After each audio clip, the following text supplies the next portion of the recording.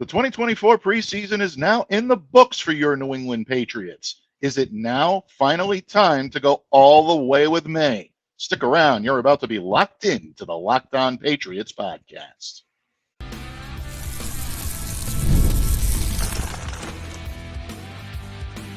You are Locked On Patriots, your daily New England Patriots podcast.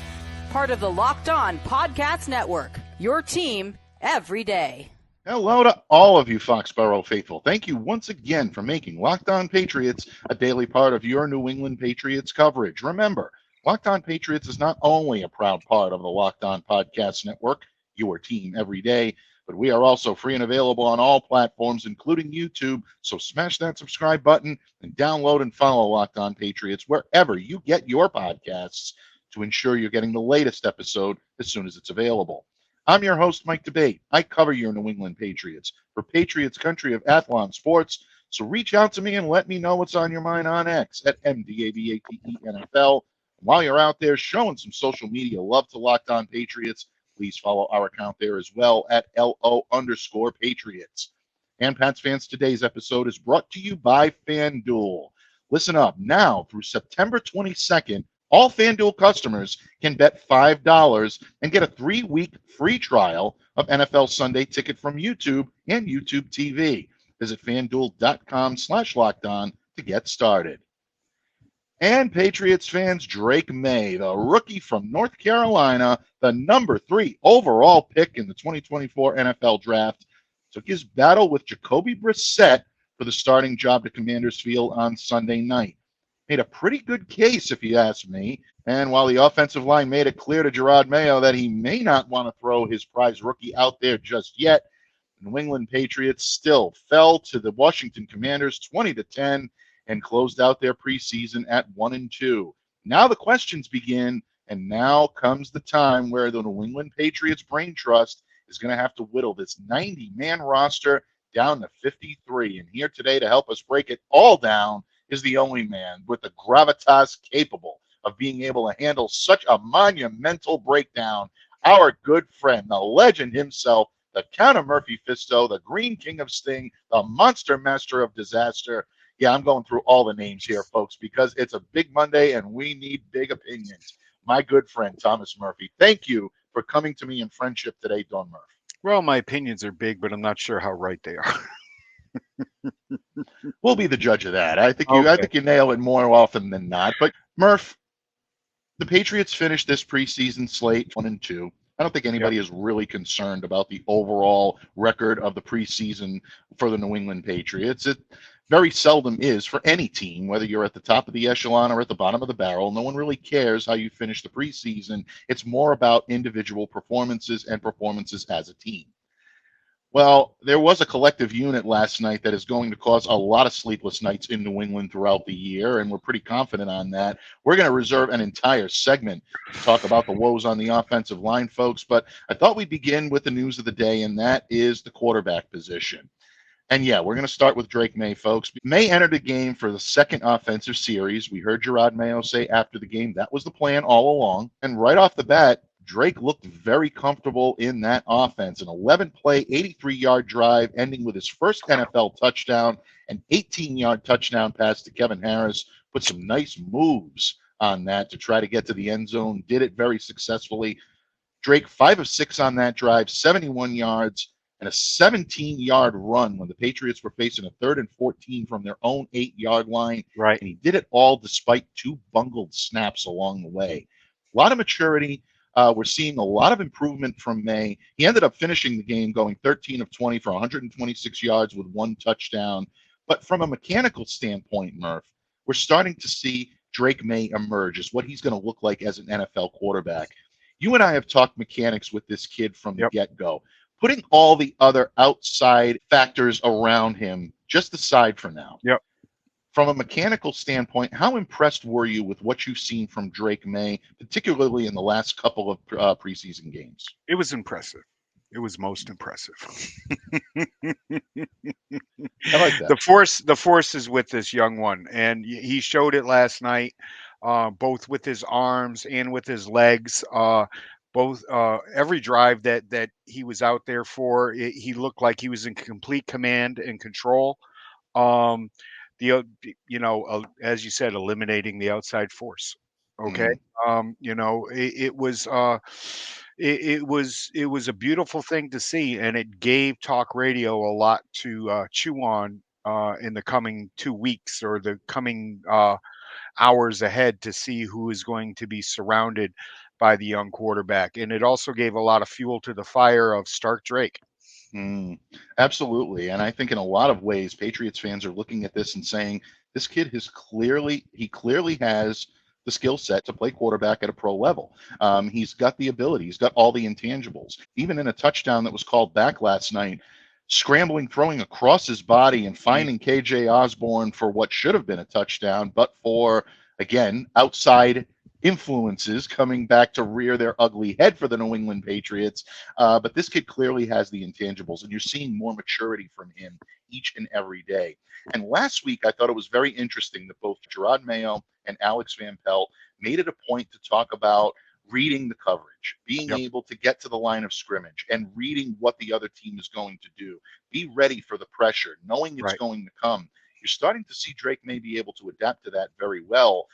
Maybe a little bit too much, maybe a little bit too much trial by fire in this case for the New England Patriots. But bottom line, I do think he has grown from the time that we've seen him first take the field in rookie minicamp to where he is now. He looks much more NFL ready now, without question, than he did early on. And I think all things being equal in a perfect scenario, or at least a palatable scenario, he would probably be your starting choice. And I don't think the Patriots would be wrong in doing that. But there are outside interferences, and that may end up leading Jacoby Brissett to get the job. Now, Jacoby got the nod, single series. Again, Gerard said that this was the plan all along. It did result in a punt, didn't result in a touchdown the way Drake's first series did, but there were a couple of nice passes, a misfire, obviously, to KJ Osborne. That could have been a nice little gain for the New England Patriots, but the takeaway from this drive was the shoulder injury that he sustained. And KJ Henry coming over, this is the sixth offensive play of the game. All of his weight came down on Jacoby's shoulder. Jacoby got up, he's grimacing. Gerard said after the game that he believed that if it was a regular season game, Jacoby probably would have played through it. So Patriots are downplaying this, but you and I both know that those shoulders, those injuries can feel a little worse the day after than they do in the moment. So I think it's still something to monitor, folks. Keep a sharp eye on that. But all things being equal, maybe Jacoby will be okay, and it won't be anything more than just soreness, stiffness, and having him get back into the swing of things. I was scared that it was a grade 1 or 2 separation, but what we all heard from Coach Mayo this morning, things are looking up. Yeah, exactly. And if things are looking up, it does beg the question, Murph. This is a guy that does know how to read coverages at the line. He's played under Alex Van Pelt. He knows how to manage and get through difficulty with an offensive line that may not be ready to protect a young quarterback that's still learning the nuances of the game. Despite what we've seen from Drake Maye and the impressive nature of the skill set he's shown, do you believe that Jacoby Brissett is the more prudent choice here to start the season? Yes, without a doubt. I've said this from day one. I want Drake Maye to sit. As impressive as he's looked, and he still wasn't going against a number one defense. He still wasn't, while it might not have been vanilla, it was just chocolate chip. Okay, that's what the defense that he was facing on Sunday was. On last night, Sunday. Yesterday was Sunday, and preseason, and no, I think he's still the prudent choice to going forward for at least the first half of this season. Let him sit and learn. Let him stand on the sidelines and see what an actual NFL defense looks like. What the speed of the game is. He was impressive. We said this from the onset, that he is going to have many days where he looks better than Jacoby Brissett. That doesn't mean that he's ready for what's coming. Okay, I understand you're all excited and you're hearing about different first round picks going to to start the season as their team's quarterback number one. That doesn't mean that this kid should, and it doesn't mean that he couldn't if the factors around him were different. That's a good point. And I'm glad that you mentioned the factors around him, because we've danced around the subject long enough. I think we really need to hit that head on. And before we get into the nuances of what exactly is wrong internally with the line itself, let's talk a little bit about what the impact on this line will have on the quarterback decision, because it will impact it one way or another. If we're going to make the argument that Drake Maye is fundamentally sound enough to be able to navigate a pro-level offense, and that he is mentally tough enough to be able to take all of the hits and be able to still be an effective quarterback without getting the yips, which some NFL quarterbacks do have. Sometimes the mental game becomes more of a problem than the physical game. If we're going to go based on that, and the offensive line obviously is what it is, if the intangibles are there, if the mental game is there, do you try to mask or mitigate what the Patriots are going through on the offensive line right now by simply calling less dropbacks, max protecting more, using the run, protecting Drake Maye with play calling rather than the lack of protection that you're providing him with the personnel that you provided? Can you mask those problems and throw Drake Maye out into the wild simply because he gives you the best chance to win fundamentally? So you mean do exactly what they did at North Carolina? Yeah, exactly. You know, is that sustainable at the pro level? That's what they did. They could do that. They could scheme things up. They could put him in the shotgun and keep him there and spread things out. Of course they could do that, but I still don't think that it's going to fix the poignant fact that this kid, every time he's back and takes a snap, that he's, a second and a half away from a season-ending injury. And then what's he going to learn? All right. This line is a mess. We're going to get to it, folks. You're reading it. Michael's itching and I'm scratching but I'm not putting this kid back there and try to do it with mirrors. All right. Because mirrors break. And this kid could end up being broken physically. I don't think you can break him mentally. I think he's that much tougher. Do you know who has the highest quarterback rating in the preseason, Michael? Michael McCorkle Mac Jones of the Jacksonville Jaguars. Right. There's a difference. He's down there. He's behind an offensive line that has been together for a very long time and in a system that he's picked up well and has been in place for a while. Okay. Everything is still being worked out here. All right. If you go back there and you do these things that we just talked about, you scheme it up, you keep him in shotgun, it creates a very predictable scenario each and every game. Okay, that the opposing defenses and defensive coordinators are going to pick apart, and this kid is going to get killed. All right, this kid's going to get killed. Yeah, and that's the point that I think I was looking for you to make, and I'm glad that you did, because there is always that inherent risk of quarterbacks getting injured. Look, quarterbacks are going to get hit. I don't care what type of offensive line you have. There are always going to be breakdowns. Quarterbacks will get hit. They are going to absorb tough situations, and they are going to have to play through adversity. There is something to be said about teaching the kid to protect himself, but is it sustainable when you're trying to also develop a fundamental skill set that is foreign to him? When he came in here to the league, he's not used to running the Alex Van Pelt offense. It was a different system in North Carolina. So coupling those together, I think it just makes it untenable to the Patriots to be able to not only try to coach him up in terms of how to play through offensive line difficulty, but also continue to teach him fundamentals. That's the argument that I think Jerod Mayo and Alex Van Pelt continuously try to make. Yes, the skill set's there. Is he ready to play at a pro level? No question about it. But is he ready to play and lead this team at a pro level? That is a totally different scenario, and something that only this Patriots brain trust is capable of being able to decide for themselves. Right. What you saw Drake Maye do last night at the best you saw of Drake Maye last night is not the Alex Van Pelt offense. It's not what he wants to do. It's not what he wants to accomplish. Drake Maye shouldn't have to be running for 17 yards to get a first down. Drake Maye should not have to be going off script to flip a ball down. Oh my God, what a throw! What a throw! Really was. All right, and I couldn't line up in center field with a baseball and thrown that. You know, I just couldn't have. Yeah. I understand, folks, and we've never not said that the talent isn't there, that the arm strength isn't there. Okay, what we're talking about is he going to be ready to counter what he sees across from him?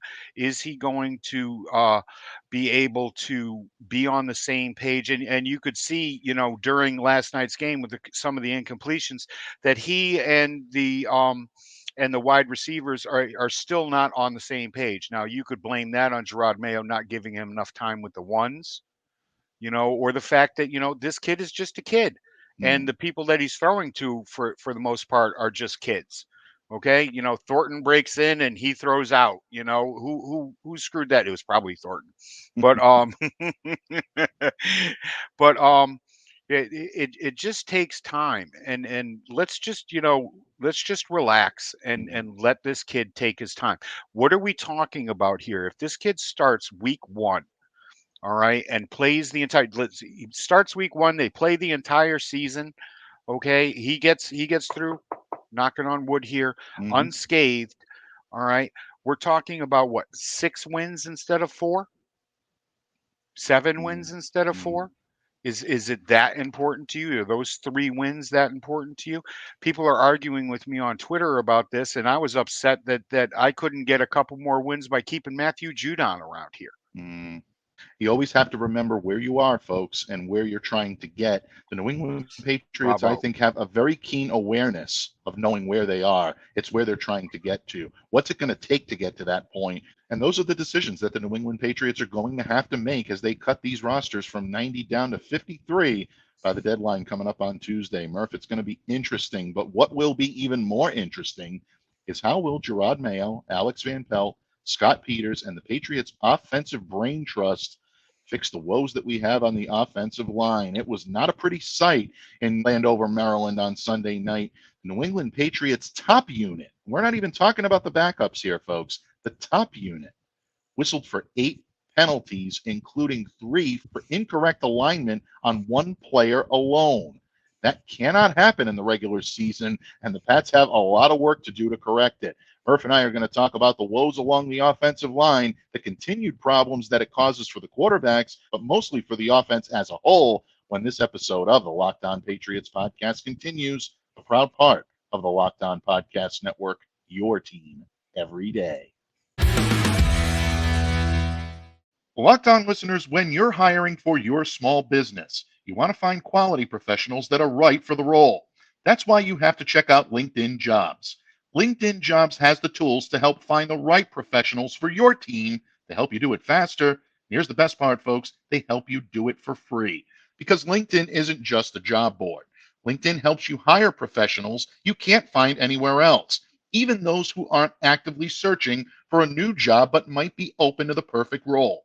In a given month, over 70% of LinkedIn users don't visit other leading job sites. So if you're not looking on LinkedIn, you're looking in the wrong place. And on LinkedIn, 86% of small businesses get a qualified candidate within 24 hours. Hire professionals like a professional on LinkedIn.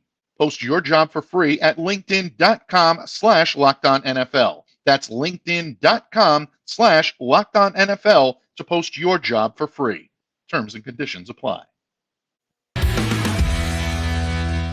Patriots fans, thank you once again for joining us here today on Locked On Patriots and making us your first listen each and every day. Folks, if you have made Locked On Patriots your first listen today and you are a valued everydayer, a major tip of the cap from Murph and myself. We always appreciate all of your support to Locked On Patriots. If, in fact, you have done so, please, I implore you, make your second listen to Locked On Fantasy Football Podcast. Folks, you can get daily insight into the best fantasy draft strategies so you can win your league this season. Locked On Fantasy Football is a proud part of the Locked On Podcast Network, your team every day. And Pats fans, we are breaking down the Patriots' 20-10 loss to the Washington Commanders. Your New England Patriots finishing the preseason 1-2, a loss coming on Sunday night. The preseason is in the books, Murph. The time for the talk is just about over. It's about time to start cutting down the rosters. But the criticism will continue, and it will continue for this offensive line, who was absolutely woeful on Sunday night against the Commanders. Albeit the Patriots were without their captain, their best offensive player in David Andrews. The Patriots' top unit called for 8 penalties on Sunday. A bad shotgun snap, another botched center quarterback exchange, a blocking miscue, and I think that's a good way to put it, but a blocking snafu, however you want to put it, on the play in which Jacoby Brissett was sacked. That was an offensive line breakdown that actually caused that. Yep. 4 of the 8 penalties were for incorrect alignment. 1 on Michael Waynu, 3 on Chuks Okorafor. Murph, what was the anger level at in the Murphy household as you were watching this all unfold on Commanders Field? 11. This one goes to 11. Jacoby Brissett left the field holding his shoulder, grimacing in pain. Drake Maye left the field today wondering who the hell was his dance partner stepping on his feet all night. The kid's feet are black and blue. He actually lost a shoe once and completed a pass. They were stepping all over his feet. The offensive line was getting blown back into him. Not to mention the penalties that were incurred just during the first half. 10 during the first half of this game. Those are the people that are supposed to be the starters, with the exception of the great David Andrews, center's rule. It was god awful. There were missed assignments. Guys were running into each other. It kind of looked like a 1970s pinball game out there with this offensive line. It's true. You know, I don't mean to laugh. when It the really three or four balls are out there on the. Remember those games? Oh yeah. And they're running into each other because they don't know their assignments, or they can't they can't complete their assignments. This offensive line is not one that is predicated to the system that it's being asked to run again. Okay, just like it was 3 years ago when Bill drafted Cole Strange, and he was trying to get to this outside stretch run system. When they ran the ball well up between the center and the guards, between center and tackle. They couldn't get off tackle. They couldn't stretch things out. People have argued to me that, well, they're holding that in their back pockets. For what? Why? You have to get these things ironed out. We are 2 weeks away from the first game of the season, and they have no idea what combination works because they've had to switch in and out and back and forth. You know, Chuks Okorafor is not a left tackle, people. He's not. I said it when he was brought in. I said it when the Wolf was talking him up about switching over to the left side. And you have to hope that David Andrews stays healthy the entire time, because nobody else on this team can snap a football. Nick Rivera is not a center. He's not. Yeah, I think we saw that last night, and I think in the problems that you're seeing with just the snaps alone are concerning. Right. Then you look at the illegal formations, and this all goes back to what you've been saying here for the last couple of months, right on these airwaves. Hand placement on the left is much different than hand placement on the right. And in the illegal formations, you even saw Chris Collinsworth point that out last night, that this kid is a regular right tackle, and he's not used to going left. No. And you saw that repeatedly last night. They called that super tight. Okay, the illegal formations. That was super tight calling, but you can't do it over and over again. That's the point. All right, that's the point. You know, the first time I get it. If it happens, 2 quarters later, I get it. But these were happening again and again and again with the same people. I got to move up. All right, my head isn't breaking the belt. I've got to move up.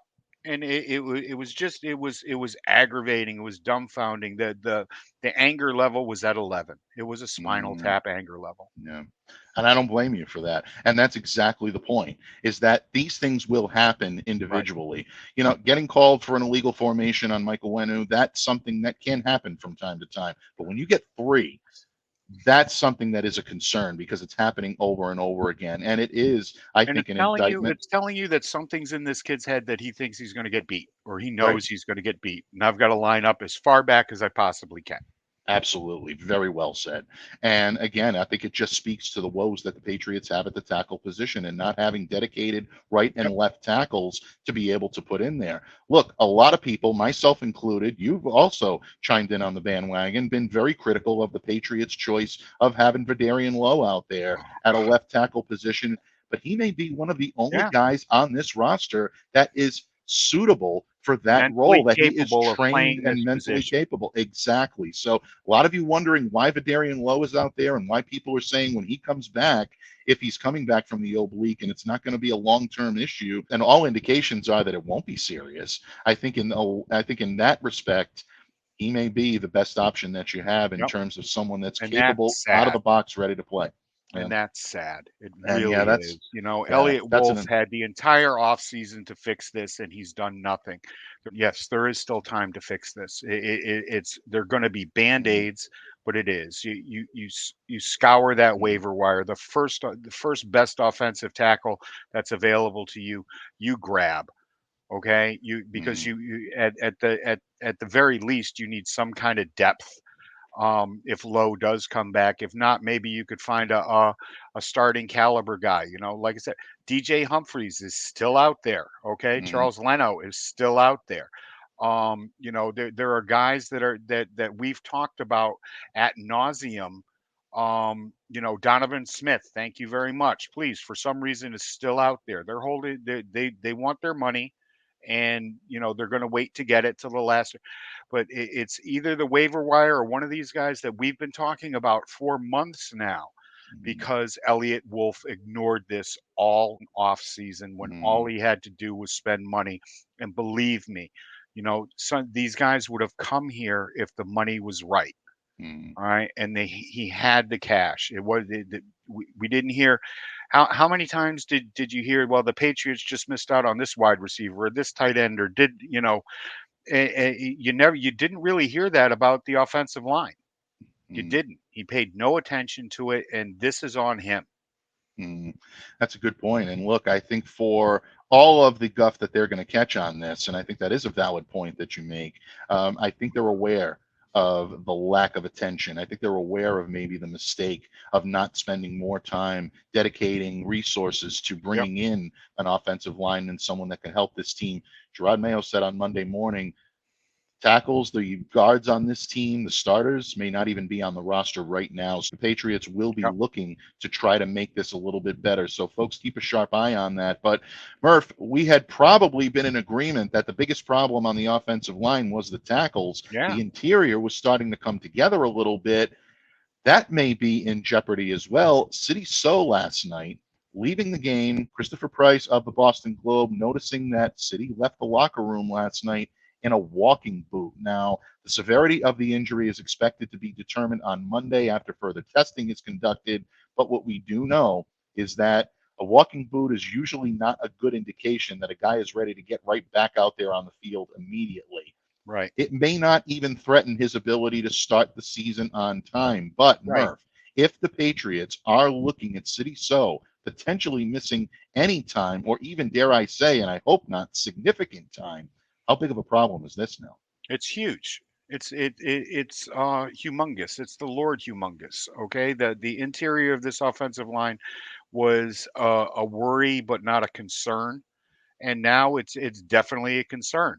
You know, if City is out for a while, then that screws everything up. It really does. It messes everything up on the interior, and I'm not sure that there's somebody on this roster right now that can step in there and even marginally disrupt what's going to be coming at them. Definitely. And when you look at the interior now, Layden Robinson all of a sudden is probably going to be thrust into a much bigger role than we saw him potentially have just 24 to 48 hours ago. Does this mean that Michael Wenu now has to absolutely kick back to the right side? These are definitely problems that the Patriots now have to iron out somehow. Does Nick Leverett get moved back to guard? Now what do you do at the backup center? There is so much of a ripple effect that happens, which again, I think leads us to believe, Murph, and we're in full agreement on this, the personnel on this line is going to change at some point between now and the end of roster cutdowns. And I don't just mean eliminations, I mean additions. They got to get somebody in here that's going to help this team shore up, and they're going to have to pay for it. Yeah, they're going to have to pay for it with player or draft capital or something of that ilk that it's not going to pop out of thin air. Agreed. It's really not. We've talked before about some possible cuts to tackles that are making a ton of money and being outplayed by somebody else, and but now with the guard situation, which way do you go? Do you grab that guard with your first pick off the waiver wire instead of a tackle? I would still go tackle, but it's or a center if a center pops up, because we've all seen what happens when Andrews isn't in there. Right. Exactly. And it's a scary situation for any of the quarterbacks. All of these guys need protection no matter who's in there, whether it's Drake, whether it's Jacoby, whether it's Joe Milton, whether it's Zappi. These guys need protection. And unfortunately, I don't think anyone in Patriots Nation right now is all that confident that they're going to get it the way it should be with this roster as presently constituted. So a lot of questions to be answered, a lot of woes along the offensive line. But Murph, the offensive line was not the only unit that hurt its cause by a poor performance on Sunday night. Some individual roster hopefuls may not have risen to the occasion the way they hoped. Conversely, there are also a lot of roster hopefuls that I think helped their cause to make a significant impact on this team. Murph and I are going to close out this Patriots Commanders recap episode of the Locked On Patriots podcast by playing a little game of stock up, stock down. This and more when we continue right here on the Locked On Podcast Network, your team every day. Locked On listeners, you've heard us talk a lot about FanDuel, America's #1 sports book. And with the NFL season fast approaching, I know you all out there in Patriots Nation are going to be looking at FanDuel for all of their offerings regarding the Patriots opener against the Bengals, the home opener against the Seahawks, and so much more. Well, we have something a little different for you. Now, through September 22nd, all FanDuel customers can bet $5 and get a 3-week free trial of NFL Sunday Ticket from YouTube and YouTube TV. Then, with a YouTube TV base plan, you'll be able to watch every regular season Sunday afternoon out-of-market game. All you need is a Google account and a current form of payment, and you can cancel at any time. Just visit FanDuel.com/lockedon to download America's #1 sportsbook. Patriots fans, thank you so much for joining us here today on this Patriots Commanders recap post-game episode of the Locked On Patriots podcast.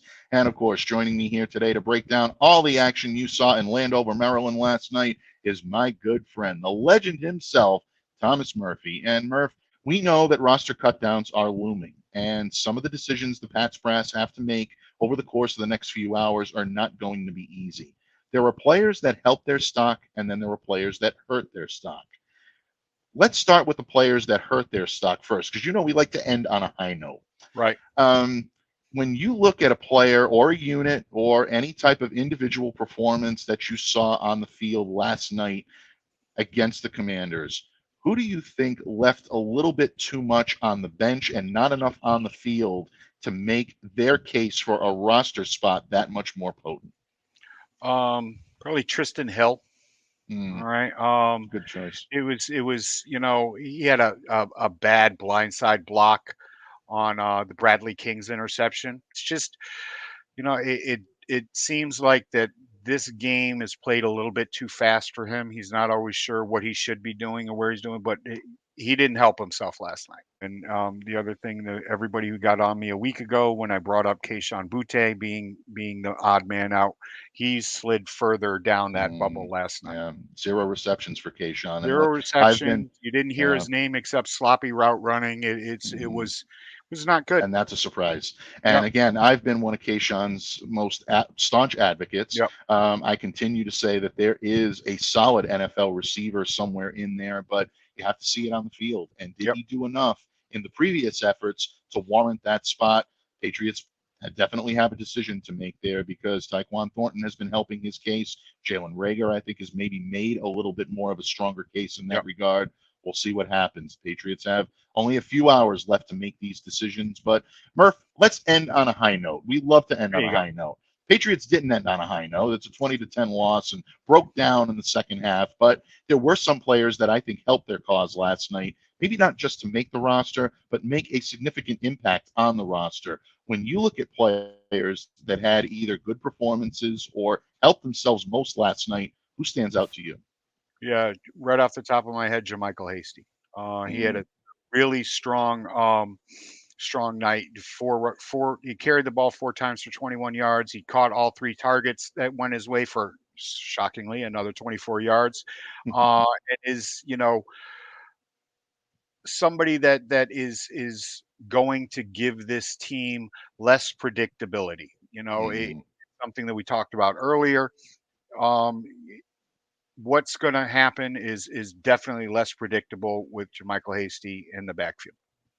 Definitely. Hasty, I think, has helped his cause all throughout the preseason. I think we've seen the shiftiness. We've seen the initial burst that he has and the playmaking ability. Cam Stewart, who is now the host of the Locked On Boston Postcast, and my colleague joined me here on Friday to preview this game. And Hasty was someone he talked about a lot, having watched him at Baylor and watching the progressions that he made. I think an excellent he is a Baylor choice. guy, isn't he? Yeah, he is. He is a Baylor guy along with Tyquan. So you know what? Baylor guys making their presence felt on the field in Foxborough. You love to see it. I think JaMycal definitely helped his way onto the roster. A couple of weeks ago, I did a 53-man roster projection. JaMycal was included in that, and I have not wavered in that. But I also am going running back here. And even though I think Hasty will make this roster, I think our old friend and business partner, Kevin Harris, made a good case to be running back 3 here on this team behind Antonio Gibson and behind Ramondre Stevenson. Obviously, the 18-yard touchdown is his big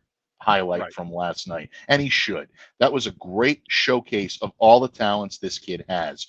We know he's well built to be a red zone weapon. We've talked about that before. What I thought this play last night showcased was the fact that he is an instinctive inside runner. You saw a cut, and then you saw him be able to take it around to the outside and make things happen. This kid's got a great burst for his size. He can make tacklers miss. That's something I don't think he gets enough credit for, and he can run with a little bit of speed and maybe even a little pizzazz, as I like to call it. Everybody uses the word finesse. I'll use the word pizzazz. But I like what this kid brings to the table. And again, the knowledge that he brings in this offense, I think gives him a good opportunity to really thrive in an Alex Van Pelt-led offense. So I love what I saw from Kevin Harris, and I think this kid continues to impress me each time out. Yeah, and just to keep it in that same Harris kind of vein, Joe Giles Harris was a big winner last night. He had had an interception, but he played the run really well last night. I was very impressed with what he did for his stock in making this final roster.